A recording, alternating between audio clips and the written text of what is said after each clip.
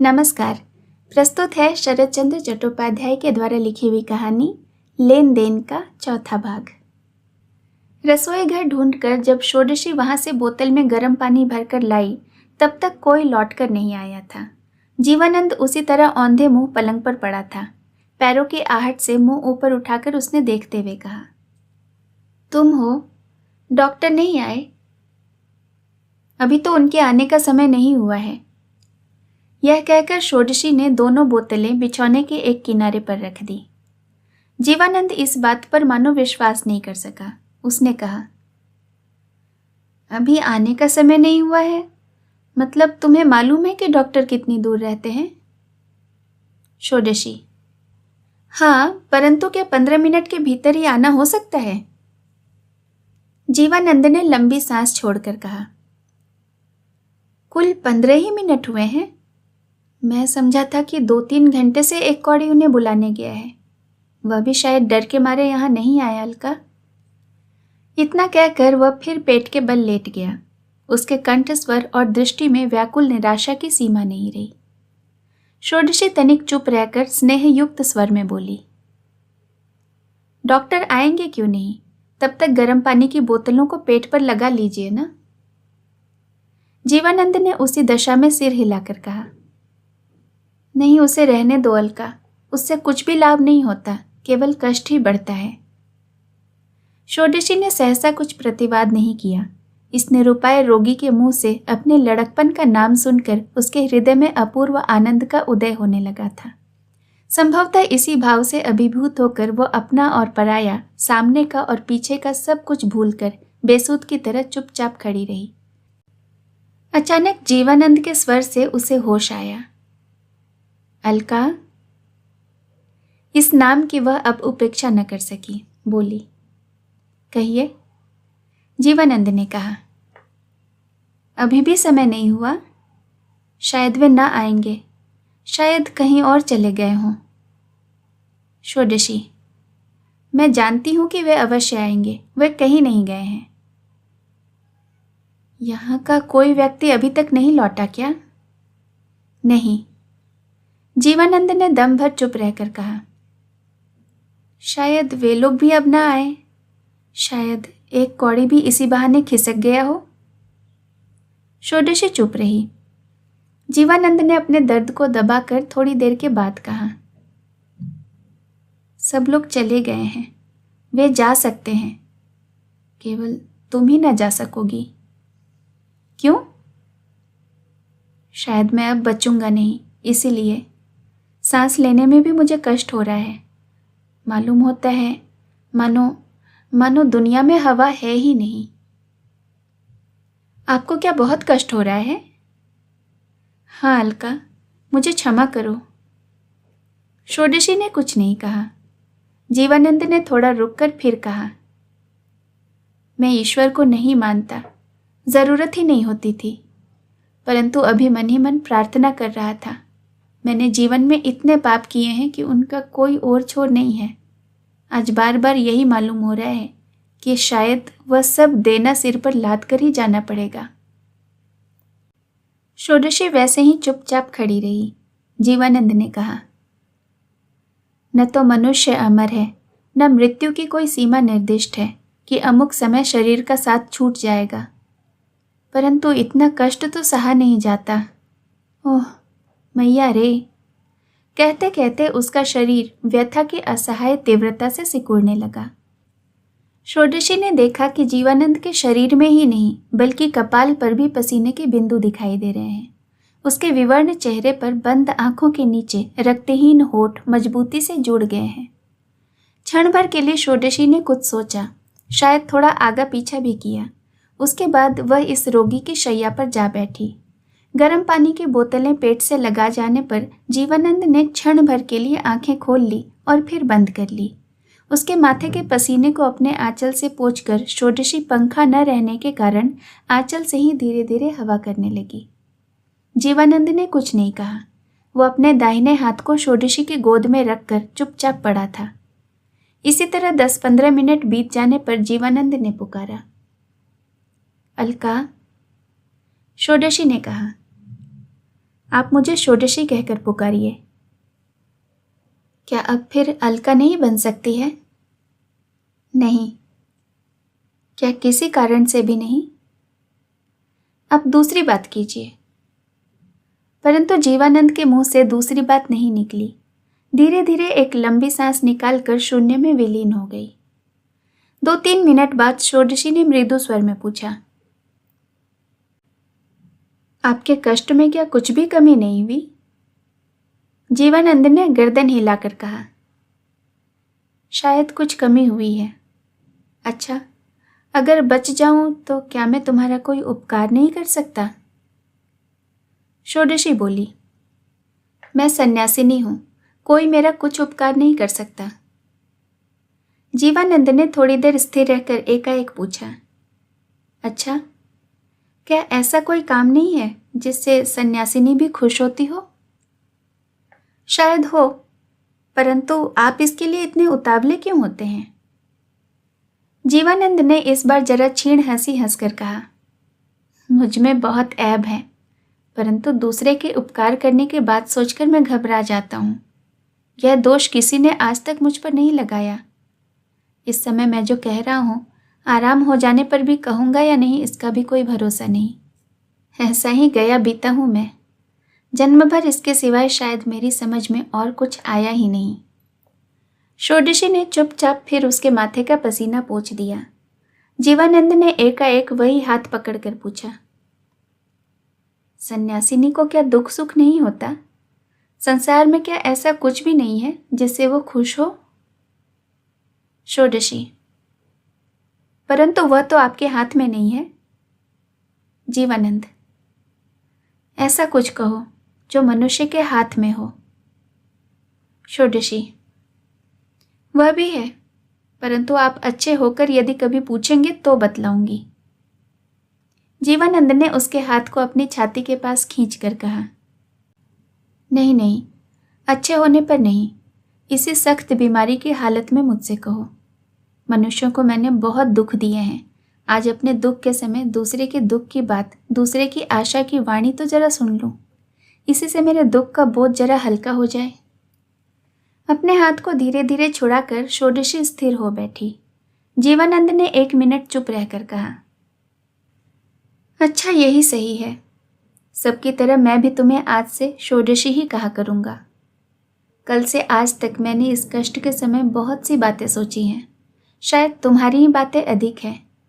मैं तो बच गया, परंतु तुम्हें तो यहाँ। षोडशी ने तुरंत रोक कर कहा, मेरी बात रहने दीजिए। जीवानंद ने रोके जाने पर दम भर चुप रहकर धीरे धीरे कहा, मैं समझ गया षोडशी, तुम यह भी नहीं चाहती कि मैं तुम्हारी चिंता करूं। यही होना चाहिए कि। यही कहते हुए वो एक लंबी सांस छोड़कर चुप हो गया। षोडशी सैया से खड़ी हो गई। जीवानंद ने आंखें खोलकर कहा, तुम भी जा रही हो? षोडशी गर्दन हिलाकर बोली, नहीं, घर बड़ा गंदा हो रहा है, जरा सफाई कर डालूं। जीवानंद की सहमति की प्रतीक्षा किए बिना ही षोडशी गृह कार्य करने लगी। घर के बहुत से जंगले दरवाजे अब तक खोले ही नहीं गए थे। बहुत खींचातानी करके उन्हें खोलते ही क्षण भर में प्रकाश और हवा से सारा घर भर गया। फर्श पर कई जगह कूड़े का ढेर जम गया था। झाड़ू ढूंढकर षोडशी ने तमाम कूड़ा साफ कर डाला। अपने आंचल से बिछौना झाड़कर जब षोडशी ने दोनों तकिए ठिकाने पर रख दिए, तब भी जीवानंद ने कुछ नहीं कहा। केवल उसके मलिन मुख पर एक स्निग्ध ज्योति धीरे धीरे जमकर स्थिर हो रही थी। षोडशी काम कर रही थी। जीवानंद सिर्फ आंखों से उसी का अनुसरण कर रहा था, मानो अपना सब दुख सुख भूलकर दुनिया के सबसे बड़े आश्चर्य की तरह जीवन में पहले पहल देख रहा था कि श्रृंखला और सुथरापन क्या है। एकाएक बहुत से पैरों की आहट पाकर षोडशी ने झाड़ू एक तरफ रख दी और सीधी खड़ी हो गई। एक कौड़ी दरवाजे के भीतर से झांक कर बोला, हुजूर, डॉक्टर साहब आए हैं, उन्हें ले आओ। कहकर षोडशी अपने पहले के स्थान पर जा बैठी। दूसरे ही क्षण जिन चिकित्सक का यश इस देश में बहुत ही प्रसिद्ध है, वही बल्लभ डॉक्टर कमरे के भीतर आए और षोडशी को यहाँ इस तरह देखकर मानो एकदम आसमान से गिर पड़े। एक कौड़ी ने अंगुली से इशारा करके कहा। वे हैं सरकार, अगर आप अच्छा कर देंगे डॉक्टर साहब तो इनाम का कहना ही क्या, हम लोग जिंदगी भर आपके कृतज्ञ होंगे। डॉक्टर धीरे धीरे पलंग के पास आए और चुपचाप रोगी की परीक्षा करने लगे। बहुत जांच पड़ताल के बाद उन्होंने बड़े डॉक्टर की तरह राय दी। कहा, बहुत अत्याचार करने के बाद इस रोग की उत्पत्ति हुई है। अगर अभी से सावधानी न की जाए तो लीवर का ठीक हो जाना संभव नहीं है और उसमें भय की भी बात है, परंतु सावधान होने से बचाव हो सकता है, उसमें भय भी कम है। किंतु मैं यह बात अवश्य कहूंगा कि दवा खाना आवश्यक है। जीवानंद ने पूछा, क्या आप कह सकते हैं कि इस हालत में कलकत्ता जाना संभव है? डॉक्टर ने उत्तर दिया, अगर जा सके तो संभव है, नहीं तो किसी हालत में भी संभव नहीं। जीवानंद ने पूछा, क्या आप निश्चय करके कह सकते हैं कि यहां रहने से आराम हो जाएगा? डॉक्टर ने बड़े बुद्धिमान की तरह सिर हिलाकर जवाब दिया, जी नहीं हुजूर, मैं यह नहीं कह सकता, परंतु यह निश्चित है कि यहाँ रहने से भी आपको आराम हो सकता है और कलकत्ता जाकर आराम नहीं भी हो सकता है। जीवानंद ने मन ही मन चिढ़कर फिर दोबारा प्रश्न नहीं किया। डॉक्टर ने दवा के लिए आदमी भेजने का इशारा करके अपनी दक्षिणा लेकर विदा हो गए। एक कौड़ी उनके साथ साथ दरवाजे के बाहर तक जाकर लौट आया। तब जीवानंद ने उसके मुंह की ओर देखकर कहा, क्या होगा एक कौड़ी? एक कौड़ी ढांढस बंधाकर बोला, डर क्या है सरकार, दवा तो आ ही रहा है, डॉक्टर साहब की एक शीशी मीच कर पी लेने से सब अच्छा हो जाएगा। जीवानंद ने सिर हिलाकर कहा, नहीं एक कौड़ी, तुम्हारे बल्लभ डॉक्टर का मीच कर तुम ही को मुबारक हो। अब आज ही मेरे कलकत्ता जाने का इंतजाम कर दो। यह कहकर वह उस दरवाजे की ओर उत्सुक नेत्रों से देखने लगा जिस दरवाजे से थोड़ी देर पहले षोडशी गई थी, परंतु लौटा कोई नहीं। 2-3 मिनट बाद उससे धीरज धरते नहीं बना। उसने कहा, उन्हें बुलाकर तुम मेरे जाने का कुछ इंतजाम कर दो एक कौड़ी, मुझे आज ही जाना चाहिए। एक कौड़ी इशारे का मतलब समझ गया। जो हुक्म सरकार, कहकर वह बाहर गया, परंतु उसे लौटने में विलंब होने लगा। 15 मिनट के बाद जब वह आया तो अकेला ही आया। कहा, हुजूर वे नहीं हैं, घर चली गई। जीवानंद को विश्वास नहीं हुआ। बेकली के साथ कहा, मुझसे बिना कहे चली जाएंगी, यह हो ही नहीं सकता एक कौड़ी। विश्वास करना वास्तव में कठिन था। अलका कुछ व्यवस्था किए बिना ही चली गई, एक बात भी कहकर नहीं गई। डॉक्टर की राय तक सुन जाने का उसे धैर्य नहीं रहा। इस बात पर जीवानंद अपने मन में किसी तरह विश्वास नहीं कर सका। एक कौड़ी ने कहा, हाँ हुजूर, वे डॉक्टर साहब के जाने के बाद ही चली गईं। बाहर गोपाल कहार बैठा है, भैरवी माई को सीधे जाते हुए उसने देखा है। जीवानंद ने प्रतिवाद नहीं किया। एक कौड़ी बोला, तो दिन रहते ही आपके जाने का इंतजाम कर दूंगा सरकार। हाँ ऐसा ही करो, कहता हुआ जीवानंद करवट लेकर दीवार की तरफ मुंह करके लेट गया। एक कौड़ी कलकत्ता जाने की बहुत सी सुविधा असुविधाजनक बातें कहने लगा, परंतु मालिक की तरफ से कोई जवाब नहीं मिला। बातें उसके कानों में जाती हैं या नहीं यह भी नहीं समझ आया। जमींदार के विलास कुंज से जब षोडशी चुपचाप निकल गई तब दिन के 9-10 बज रहे होंगे।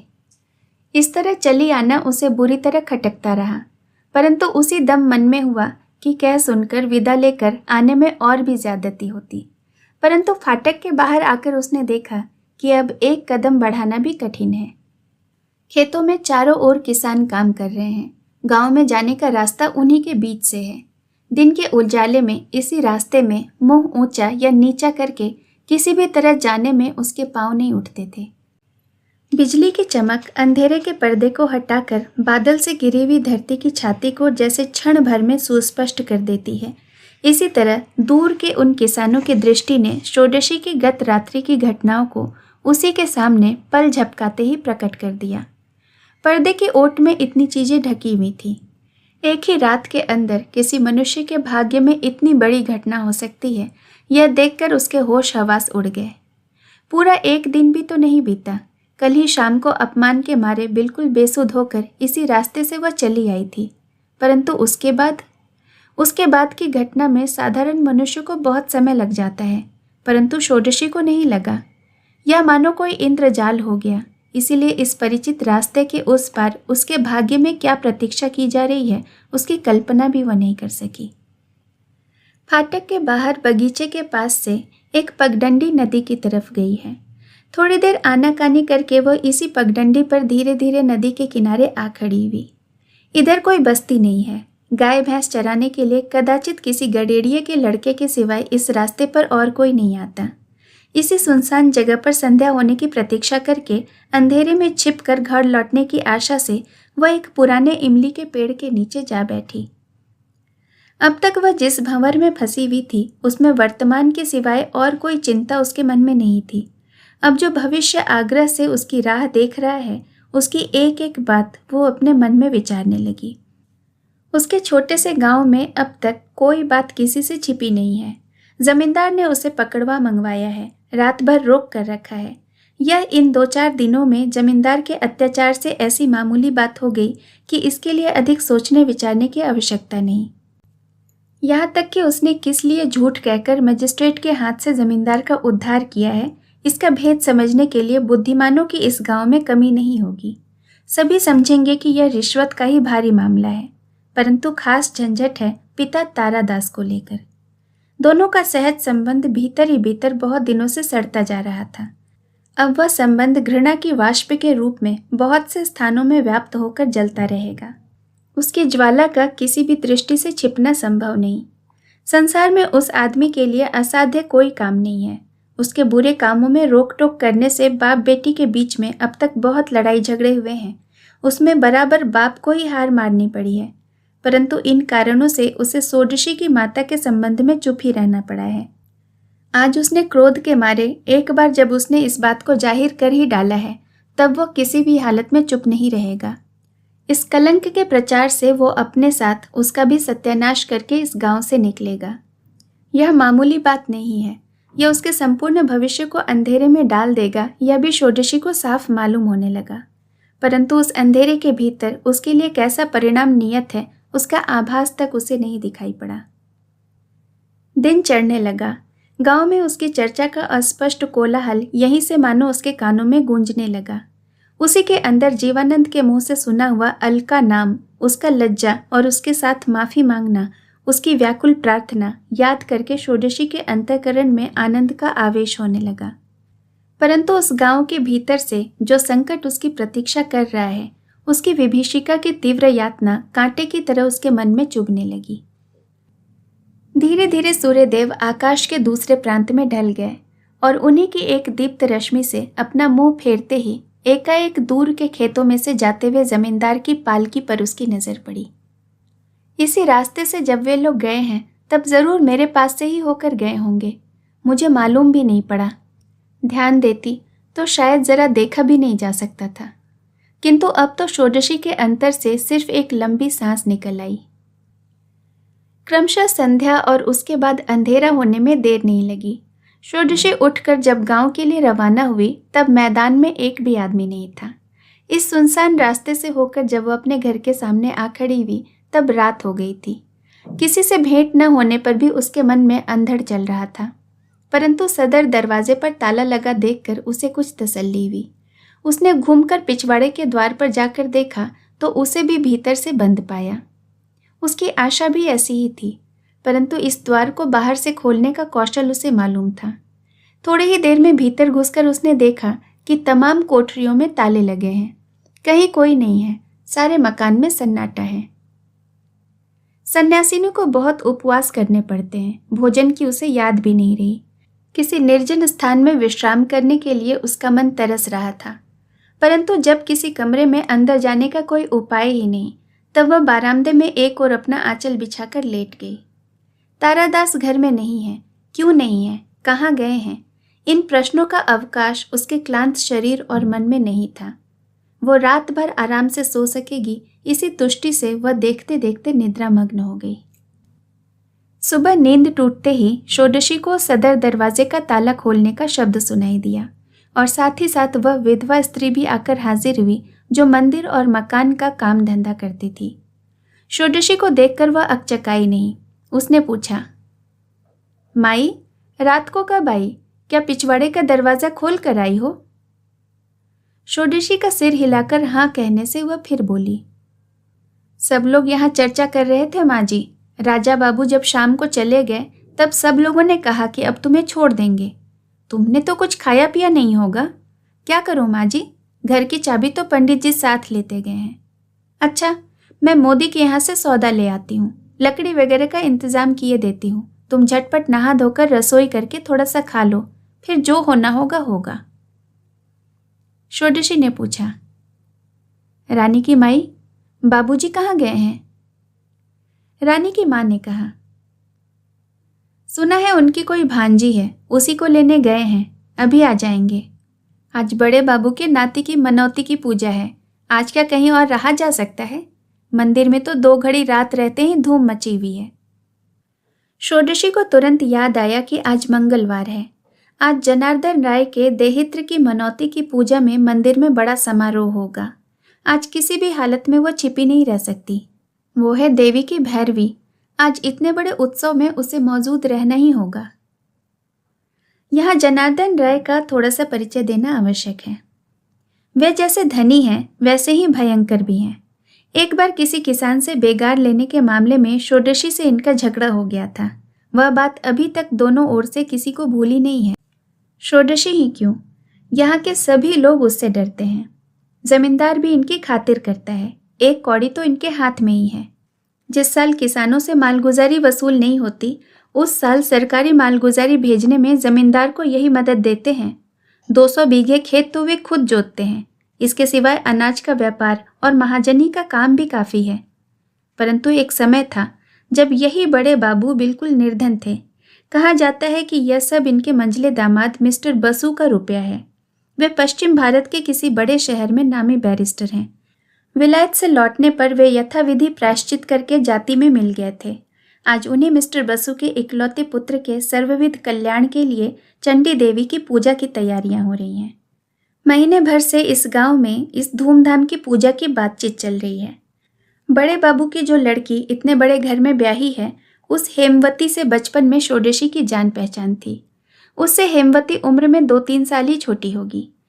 मंदिर के आंगन में जो छोटी सी पाठशाला अभी तक है, उसमें सबके साथ हेमवती भी पढ़ने लिखने आती थी।